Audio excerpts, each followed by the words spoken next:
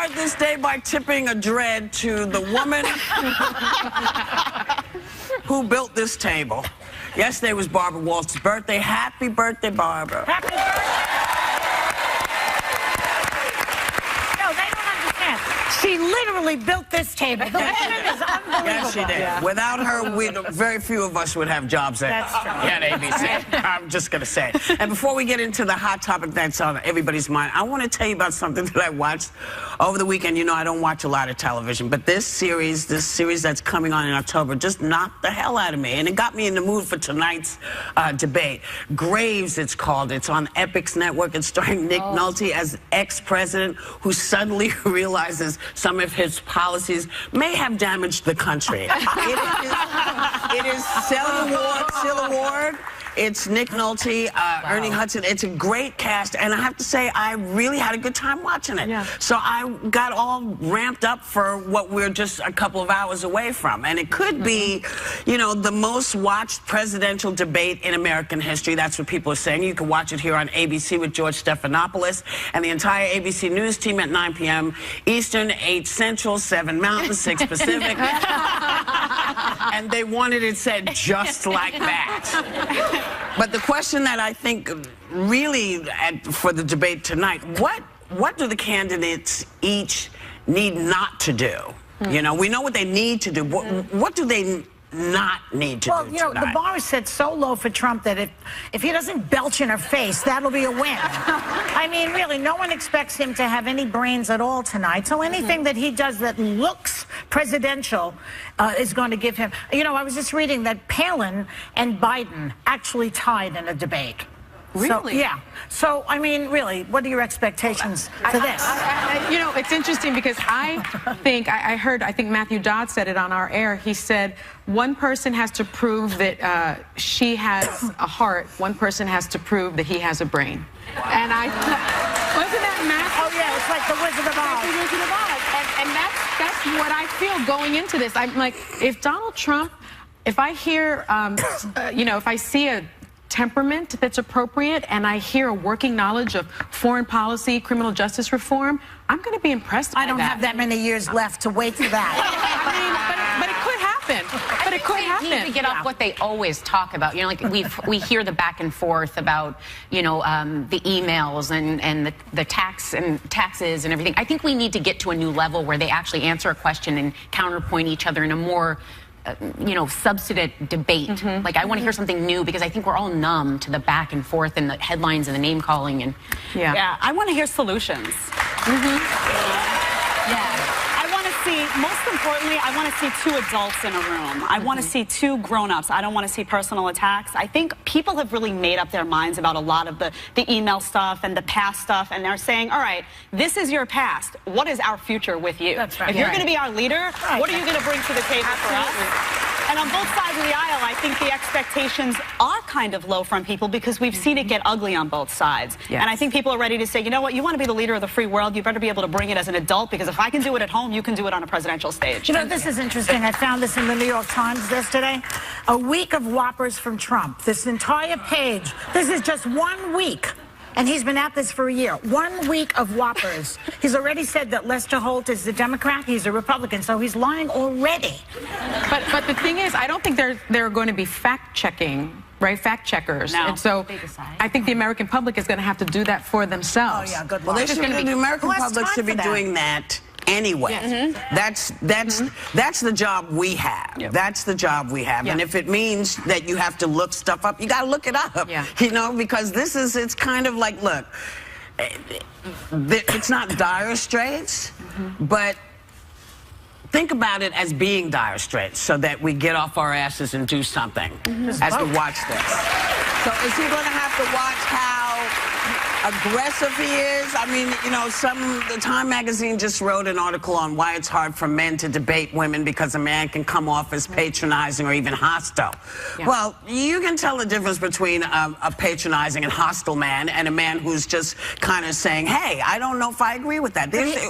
We as adults can tell the difference. Do you think there's anything he needs to do? No. Or maybe he needs to stay at his podium and it won't be a problem. I mean, you have to be realistic, though. He is a big guy. He's a tall, big guy. guy. He has a deep voice. Sometimes that does come off as bully-ish, just in itself. And sometimes the media, I remember the debate with Hillary Clinton and Bernie Sanders, where Bernie Sanders was saying, excuse me, people labeled him as sexist. I didn't take that as sexist at all, but because he was loud and aggressive, had a deeper voice, I think people see that male energy on the stage as kind of dominant sometimes, and they read it as sexist and aggressive. And bullying for everybody. I'm not just saying women. It's right. I think it's completely incorrect to view it that way, but people do. And when I read Twitter and Facebook and the reactions, that happens. I agree with you. I remember that debate with Bernie Sanders. What he said was, I'm talking. And I had a visceral reaction to it, because I'm like, don't tell me. What? You know, and I think that can be a real problem for a man trying to debate a woman. I think you're setting up. It's overthought. This is a bad set. Don't set this up like that. Yeah, because I think when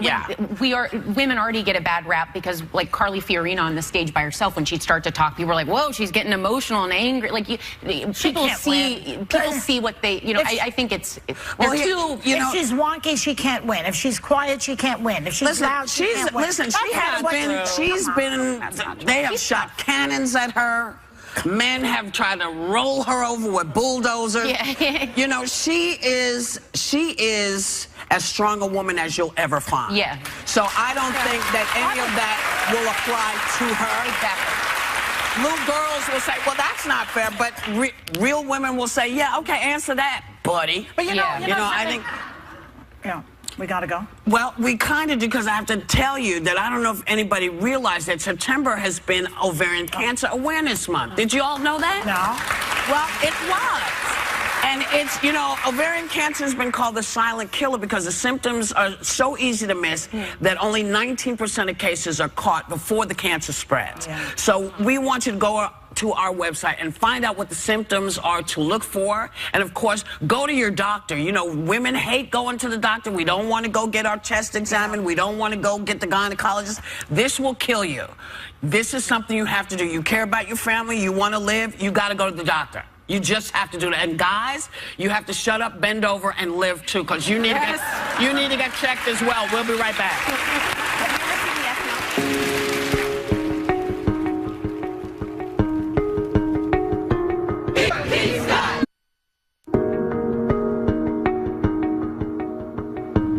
Recent police shootings of black men has America on edge right now, especially in places like Charlotte, North Carolina, where Keith Lamont Scott was fatally shot. So Sonny went into the heart of the community in Charlotte with North Carolina native Clay Aiken to find out what people are really talking about. Take a look.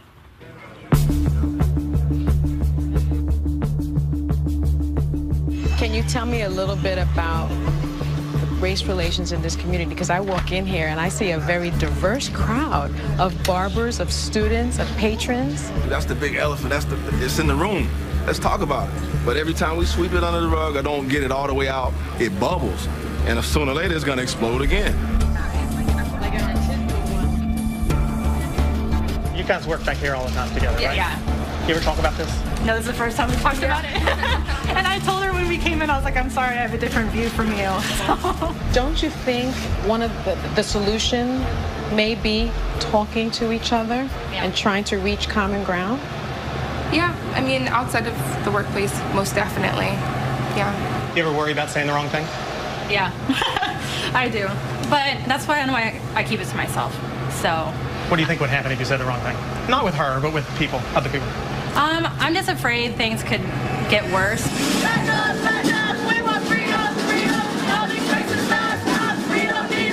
Everybody wants their 5 minutes of fame on TV, and that's what they're getting. I think there's a threat for us that people can shoot us down senseless in the middle of the streets and not have any consequences. You just only hear of the black race because that's what the media wants you. The media wants a race war. That's right. I like when people use the analogy of the Boston Tea Party, you know what I mean? Like, the forefathers was up there cutting the food, throwing tea off the boat. This means that much to us. Just throughout American history, it's never been an issue to fight or raise hell against society until it comes to us. When we do it, we're buffoons, or we're animals, or we're all these other things, but it's been done throughout history before. And we learn about it as glorious times, you know what I mean? Whether it was the Civil War, whether it was the American Revolution, we learn about this stuff And then when we grow up, when we say we ain't having it no more, now it's on us. But they taught us this throughout history class. This is the way you get things done. No justice, no peace, no racism. I don't really like what happened on Wednesday night. I think it could have been handled better, like the peaceful protests on Thursday and last night. I think that's made Charlotte look a little bad. But I understand people's anger. I just wish they would have done it a different way. It's bad that we're going back to the cowboy days. Shoot to kill. We got tasers. You can shoot a man in the leg, make him fall, and tase him. Ain't no sense to kill a man. Don't kill people. If they're doing something wrong, just send them to jail or just take them to court. We're hearing about these shootings, it seems like every single week. And you two are probably reacting a bit differently to them. If it was me in the situation, I'm not sure how I'd react. But what I do know is love is really the only thing that's gonna oppose hate. Like I was just telling him, it's kind of tough for me to tell him, hey, if somebody hates you because of the color of your skin, you need to love them back when they're not hating me the same way that they're hating him. Well, he's not experiencing what we experience. I feel like people of color has to, we actually got to do everything correct and then more in order to not be shot, in order to not be killed by the police. We hear about this talk all the time that black parents have to have with their children. I know what I say. What do you say? Be respectful, and your tone is very important. See, what's happening, a young men don't really know how to deal with police officers when they stop, because no one is teaching them. If you're never taught how to deal with the police officers, then you're going to react. It almost sounds like you are resigned to accepting that's just how it has to be for a black man. No, I'm not. I don't want to get that picture. No, it's not. It's not how it should be. It's 2016. It should be. Everyone should be treated fairly. Some people seem to be leaving messages. What do you hope this does? Well, I told them when I handed them the chalk, some people say no at first, they don't know what to write. I just tell them to write whatever you feel. First thing come to your mind, whether it's a word, a name, expression, anything. So anything we get, we take it as love, and we accept it all. Wow. Extremely powerful. Clay, I want to ask you, were there a lot of people who were afraid to have this conversation? I know when the conversation of race comes up, I sometimes struggle with talking about it because I feel immediately like people are looking at me and saying, she doesn't understand, she hasn't had the experience. And I acknowledge that, but I kind of cower sometimes and say, maybe I should just stay quiet. Did you see that from anyone? Oh, yeah. I mean, there's a little bit of a dance that I have done in these last 2 times I've done this to try to talk people into talking to me before the cameras come over. And a lot of them would say, the people who would say no would say, I don't want to be on camera. I'm afraid I'll lose my job if I say what I want to say. A lot of people are afraid of saying the wrong thing, or they're afraid of being demonized because they may not have the right opinion or the right viewpoint as most people see it. I mean, there was certainly a lot of apprehension, and I think that's really a part of the issue, is that people say that the answer is communication, but nobody and no one wants to talk. And what was also interesting when we were there, Clay and I started our interviews together. And we had to separate because a lot of the white patrons would not be honest with me there.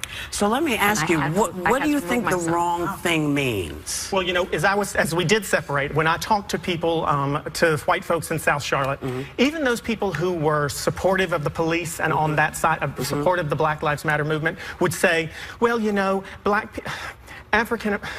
well, you know, people of a different race, like they don't know what term to use. They hesitate a little bit to get the right words out. And you know that they're supportive of Black Lives Matter because they've told me as much, and I believe them. But they just have a hard time knowing what words are right to use, or am I going to say something that's insensitive, you know? Yeah. It's funny because this summer I was at your house, remember? We went to Sonny's house, and there were a lot of African-American people there with me and another white girl that she knows. And we had a perfectly lovely conversation about race. It was, right? It was comfortable. We did.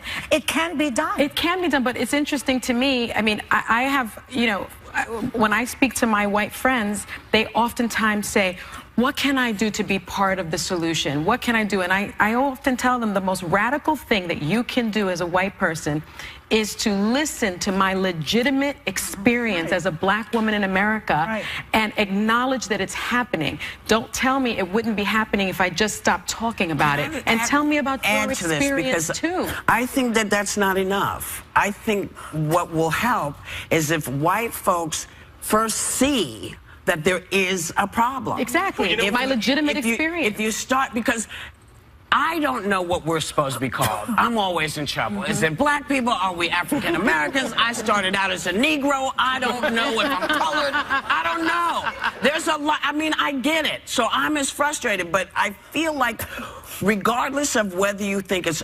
a good thing or a bad thing, you have to acknowledge that there is a problem. And it's hard, I think, for people a little bit. One of the most telling things, when Sonny and I, one of the few times we got to actually talk to someone together were those two girls in the bakery, Yes. Angelique and Hannah. And I asked Hannah, how do you feel when you see a police officer on the street? And she said, you know, I feel safe. And then I said, now how do you feel? And Angelique said, you know, I feel a little apprehensive and frightened. And she said she wouldn't even speak to a police officer. She'd try to go in the other direction. And that was one of the first moments, I think, that her friend said, oh, I understand there's a difference. Now that's a tangible, tangible example of white privilege, if you want to call it that. I was going to say, I think that white people need to acknowledge white privilege. I mean, look around your neighborhoods.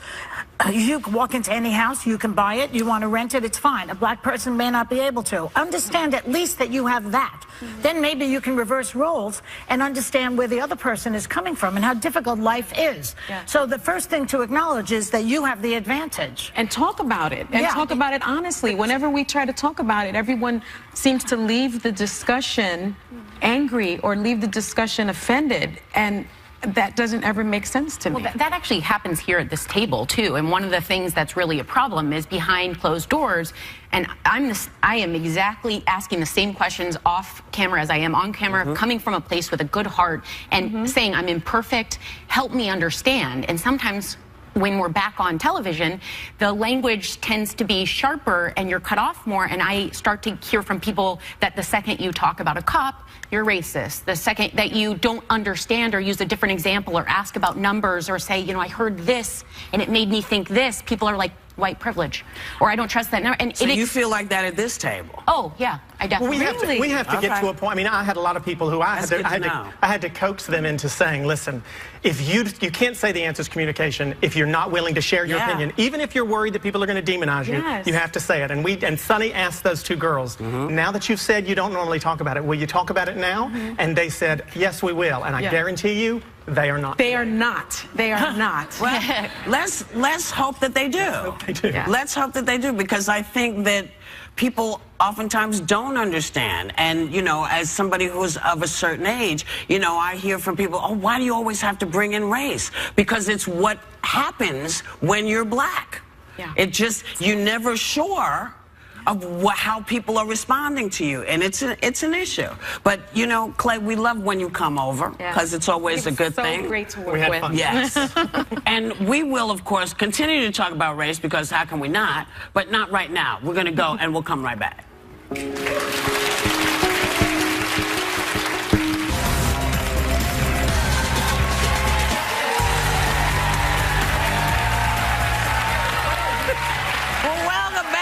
Modern Family star Julie Bowen let people know why her husband was a no-show at the Emmys this year. She said it's because of him. She let him off the hook, you know, because it's tough to be the purse holder.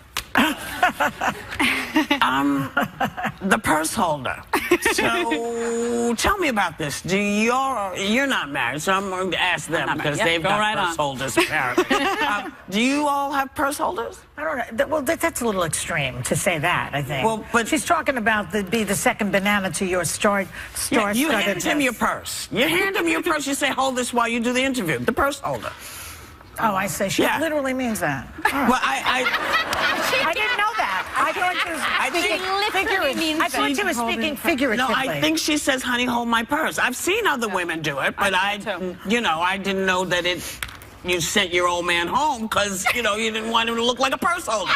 So why can't you do the interview while you hold your own damn purse? She's getting hung up on the purse, I think. My husband does not like to go to parties where there has to be a lot of small talk or any events. He's just not interested in it. I think he's introverted, and so I never have that issue because he's just not there. He just won't go. Mine has become the life of the party. He's hilarious. I can't keep him home anymore. He just won't go on television. He's like Howard Hughes. He wants to be mysterious. But at a party, right? Yes, she's great. Yakata with these girls. He also shares a lot about you. He's fun. I really like Steve. But Max is someone that when I think I channel, you know how you talk about social anxiety. When I get talking in social situations, I sometimes jump around so much. So I end up darting through the room and I leave Max at the entrance. So every time we have to have a conversation before we start. How are we handling tonight? You're going to have one conversation at a time. We both agree. And then I see him at the end of the night and I'm like, sorry, babe, it happened again. So yeah. I've never really brought, I mean, I'm not married, but I've never really brought, I date really regular guys that are far removed from the industry, and I always worry about how they're going to perceive the whole business, the red carpet, the cameras, and I'm really not an events person. I'm a very regular girl. I go home, I put my hair in a ponytail, I take the makeup off, I watch my football game or my baseball game. So I always worry about that. Or get into a bikini on Instagram. Well, you know. It was one shot. No, I'm just kidding. Joy's trying to just amp up my Instagram every week. She wants me to get followers and endorsements, perhaps. But yeah, so I struggle with that a little bit. But if I were to bring someone, I definitely wouldn't pass my purse. I would want them to kind of be my partner in the whole thing and experience it with me. And I would get if my regular guy didn't want to go on the red carpet, though, and is shy like I really am in real life. You dart out of events. I dart. I hide. I hide in the coat closet wherever I can go. It's so shocking. We all went out, and I'm like, where's Jed? I was like, Jed. You just don't feel comfortable. Yeah, I don't, which is why I understand why I can go into my TV persona and be at an event and be Jedediah Bila, television commentator, host, and then sort of when I get out of that persona, I sort of run and hide, and I'm the shy kid in 5th grade who didn't speak and the teacher used to say to my mother, can she speak? Is there something wrong with her? True story. People think it's rude. I've never had that problem. Have you ever heard that from a teacher? Never heard that. Actually, yes. Yes, because I don't hang out either. I'm not a hangout person. No, I mean from a teacher. Did anybody? Oh, yeah, no, I didn't say Jack. Oh, you were quiet. I was a very quiet, no, I was a very quiet kid. No, we got to rap now. I didn't do it, but yeah, no, I wasn't, you know, I was just very, I would say something and then leave. You know? Yeah. Take me off the honor roll because I talked too much in junior high school, which I thought was a terrible thing. That is not fair. What has it got to do with how smart I am? What? I resent it to this day. Oh. Yes, I'm being told you're being taken off the honor roll again. We have to go. We'll be right back.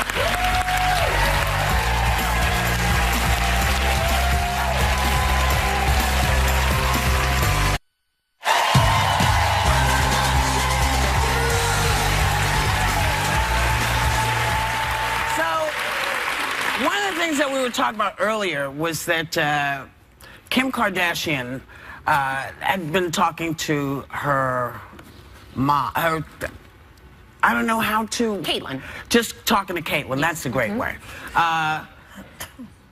And trying to figure out who she was going to vote for. People on Twitter were trying to figure out what was going on because apparently Caitlyn says she's going to endorse Trump. Yes. And Kim, in the conversation, I don't think was saying one way or the other who she was going to go for. And as it turns out, she's decided she's going to do Hillary. Because Caitlyn said, vote for the person who does the best thing for you. What do you think of? And some people were saying, well, celebrity endorsements don't matter.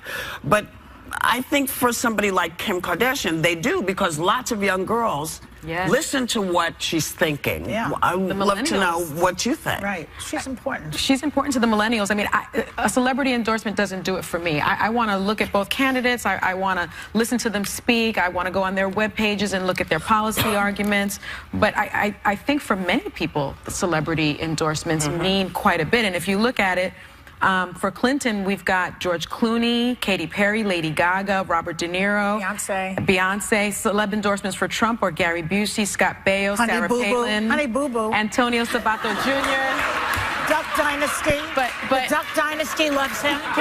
People trust. Some people trust their celebrity. Chachi. I think Don't forget Chachi. I did say Scott Baio. I think young people also, it's a reminder that as the older you get, and if you fought for your right to vote, you know it's your voice in a democracy. But I think it's important for young people to see people they look up to as saying, of course I'm voting. And the way I'm going to do it is I'm going to look into the issues. That's what she said in this is I'm going to read up and then I'm going to make my decision. I just like that she was clear, concise. She put it out there that she's going to do her research. Yeah. It's empowering and it reminds people voting's cool. Good for her. You got to do it. Yeah. And she has millions of followers. Yeah, on social media. Right. Good See, girl. now, when I was Good a girl. kid, my mother would never tell me who she was voting for. Neither would my mom. She would not say, I'd be like, but so who you think? She'd be like, you have to do the work. You have to do the work. Yeah. And so, you know, in an environment now where everything is told, you know, from, you know, butt size to, you know, penis size, one needs to know, you know, this is an important thing we need to know. So I'm very... It's also his penis size. Do you think that'll come up tonight? You know... He enjoys that. Yeah. Loves to talk about it. I think it will be harder for him to bring it up than to get it down. Than to get it down. We'll be right back. We'll be ending on a dot.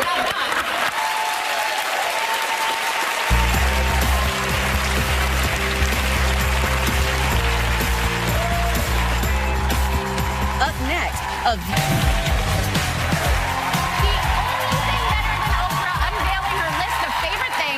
we partnered with vendors to give you them for up to 73% off, but it's only while supplies last. So let's get shopping with creative director of O Magazine, Adam Glassman. Welcome. Super happy to be here. Let's start fall shopping. We have a great selection from Rafaela. I love pants this. and jeans with slimming benefits. Because who doesn't want to look one size smaller? Truly, everyone does. Yes, they stretch. They have a hidden panel inside, so it's smooth. Love a hidden panel. They slim you, they trim you, and they will lift you. And the waistband has two-way stretch, so you can eat a big meal without having to unbutton the top button at the end. And for how much? That's good. Okay. Normally, they're $58 to $72. Today, they are $29 to $36. Nice. Plus free shipping. Free shipping. Yes. I love this. 50% off. Okay, what do we have here to wear with our jeans? To wear with the jeans, we have super flattering tops with slimming benefits as well. Okay. From Bailey 44. Ooh. Yes, because we want to accentuate our positive and we want to minimize the things that we don't like about, you know, our bodies. Yes. Problem solvers. That's all about that. So how much are we saving on these? Okay. They are normally $108 to $178. The saving is huge. It's up to 73%. So they are $29 to $59. No free shipping on this one. No, free shipping on that one. Okay, okay. But they're great in 7 different styles, off the shoulder, ruched, cold shoulder. Flattering, slimming panels. You had me at whole slimming. Thing. Okay, fall is here. It's scarf season. It is. I love a scarf because it will change your outfit instantly. You can wear the same thing every day and just put on a different scarf. Yeah. From Echo, a huge assortment of all sorts of styles and sizes. Tell us what we're going to save, Adam. We want some prices. Okay, $38 to $128 normally, $19 to $64. 50% off. 50% off. And you know, you can wear a scarf in so many ways, not just around your neck. Okay, They feel great, don't they? I'll start to model this one while you get us going on these bracelets. Okay, from Amelia Rose. We love her bracelets. They are quartz. They are wrap bracelets, which are a hot trend. You can layer them, you can stack them. The best thing about them is they have a magnetic closure. Those are so they're cute. easy to put on and off. Or you could just wear them as a long necklace. And how much are these going to cost? Okay, this is amazing. Normally, these are $66. Amelia has given them to us for $20 each. So that is 70% off. And you get a bracelet! And you get a bracelet! It's unheard of. Okay. Okay. You wear high heels. I do wear high heels. Yes. And sometimes it's a little painful to wear high heels for an extended period of time. Well, this is going to change your high heel wearing life. From Vivian Liu, this is an insole designed by a podiatrist. You just put them in, very easy. It prevents the cause of pain. So you could wear high heels for 4 times longer before pain comes in. You can put them in any high heel. Any Even shoe. an exposed one. That's great. Of course. And how much are these? Normally they're $29. They're $14.50, 50% off. Stock up on these. Put them in all your In all your shoes. Absolutely. Okay, we have. Oh, these I are have to soft. tell you, this is super soft. Feel this, really huggable. I'm crazy about these. At the end of the day, this is what you want to put This on. is really soft. This is the Urban Moo-Moo. Think of it in lieu. I know it's Then you called it a moo-moo. the Urban Moo-Moo. The Urban Moo-Moo, okay. Think of it instead of a robe. Super Okay. soft, feels like your favorite sweatshirt. They do a long one, and they also do a short one that And you I can was wear. going to call it a Friday night, but go with No, moo-moo. wear this over leggings. Okay. And put a cardigan. You can do errands in these. And how much are they? Oh, this is amazing. $115 to $125 normally. Today, $57 to $62.50. 50% off. Yeah. I'll let you in on a secret. Yeah. Oprah has these in every color. I would imagine Every that. color. And thank you so much for all the Thank savings you. and the ideas. The clock is ticking, people. You have 24 hours to grab any of these exclusive deals at viewyourdeal.com. And members of the audience are going home with a copy of O, the Oprah magazine. We'll be right back.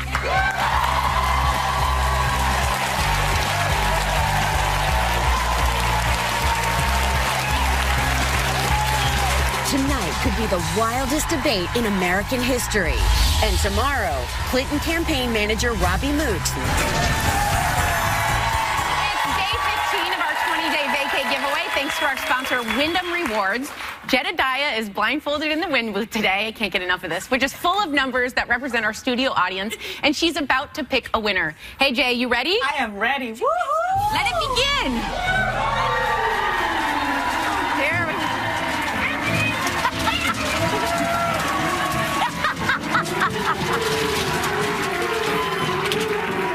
My lady. Oh, one little finger. And the winner is 153.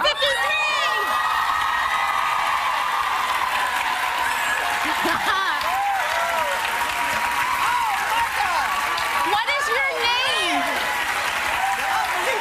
What's your name and where are you from? My name is Mamie, and I'm from Newark, New Jersey. Oh, Mamie! Well, listen to this. We're going to tell you where you're going. Congratulations, you're going to the Viva Wyndham Maya in Playa del Carmen, Mexico!